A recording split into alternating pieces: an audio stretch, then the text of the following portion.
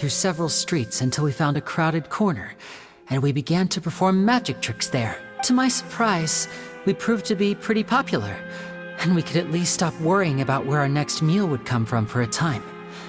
But I didn't want my sister to remain a street rat together with me forever. Before long, an aristocrat came to me and claimed that he wished to take us in after watching my performances. So you went from orphans to nobility just like that? That was how we felt at first, too. As if fate was on our side and we could say goodbye to those painful days. But I gradually discovered that while we were called foster children, he was really after my talent for magic tricks. He would constantly take me to all sorts of banquets to garner attention, which he would then use to expand his social circles. That doesn't seem too bad either. Better than roaming the streets at any rate. It took a while for me to realize just how dark his heart really was.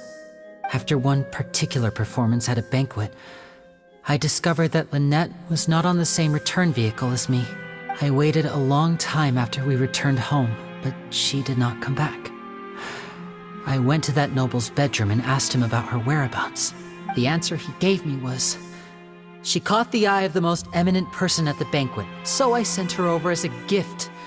I mean, you'll be able to perform your magic regardless of who your assistant is, yes? Oh no. So he was gonna... But wouldn't Fontaine's laws deal with such people? As far as outsiders are concerned, this is a relationship akin to adoption or foster care, and they have their ways of escaping the eye of the law. I managed to ferret out the location of the mansion of that so-called eminent person and hurried through the night. But by the time I leaped over the walls, avoided the guards, and made my way in, all I saw was the moonlit ground covered in blood, and the knave standing there in the darkness. So, she'd already taken care of that guy. That's right. She had rescued my sister before she could come to any harm, and had even discovered several girls hidden in a basement, all of them orphans.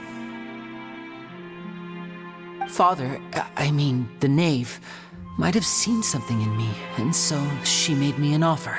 The House of the Hearth welcomes you, for your interests align with ours. Here, none will ever betray you. Indeed, betrayal shall never be permitted here. I was hesitant to trust her. I had just been betrayed by nobles, but she was also quick to destroy the noble who had taken us in at first, giving us back our freedom. Oh, so that's how the two of you joined the House of the Hearth. She has her own plans. She has gained permission from the Tsaritsa to first use the Gnosis's power once she obtains it. She plans to use it to find a way to break the prophecy and save Fontaine.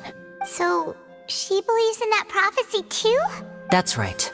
The whole House of the Hearth is currently working to combat that crisis.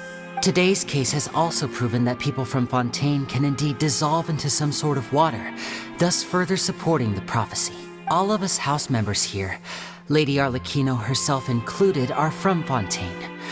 We won't give up on defending our homeland. To us orphans, the only connection we have left to this world, apart from our family, is our homeland. So, from small deeds like distributing magic pockets to huge schemes like stealing a Gnosis, everything is aimed at dealing with that prophecy. It's all right. I understand. The only thing I can do is relate all this to you. I just hope you can understand that even as a member of the House, I have never stopped making my own decisions, and that I believe what I'm doing is right.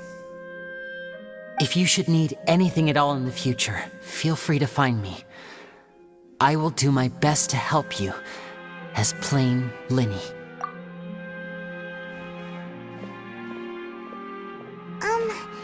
Bye, Linny!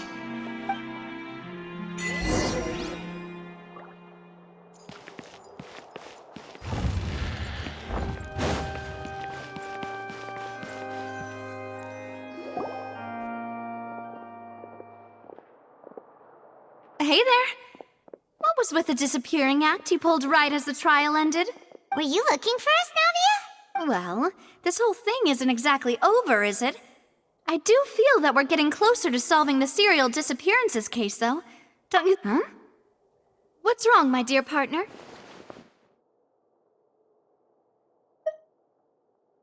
Besides, are you sure we're the ones who can crack a case that's been cold for decades now?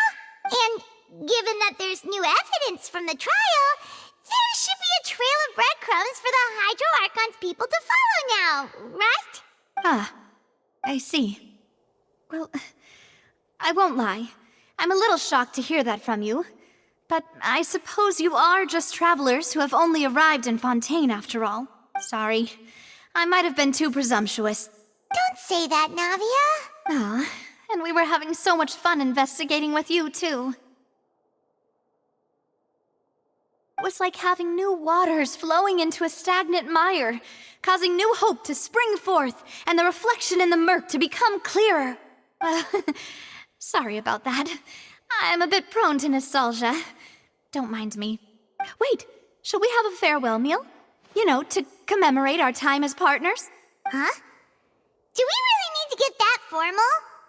Well, guess you really did treat us as partners, huh? Well, I'd just like to have a proper ending to every important memory. That way there are no regrets later. Anyway, it would just be a meal, so it shouldn't take up too much of your time.